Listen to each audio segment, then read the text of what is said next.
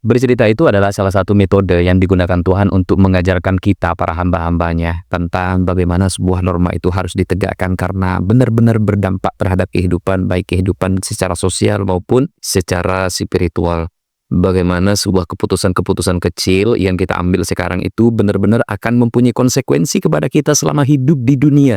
Bagaimana hukum-hukum sosial itu harus ditegakkan karena semua hal tersebut telah pernah terjadi kepada orang-orang terlebih dahulu dan konsekuensinya benar-benar nyata dirasakan oleh mereka.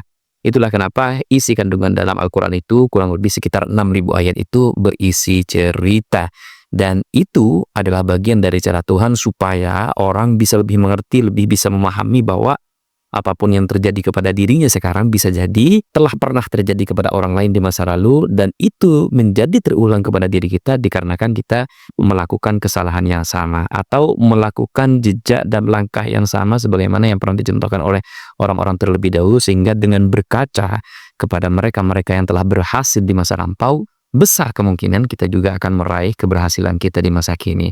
Dan dengan menghindari kesalahan-kesalahan yang pernah dilakukan orang-orang di sebelum kita akan memberikan peluang bagi kita semua untuk menutup kesalahan-kesalahan yang sama supaya tidak menerima konsekuensi dari kesalahan yang kita lakukan tersebut.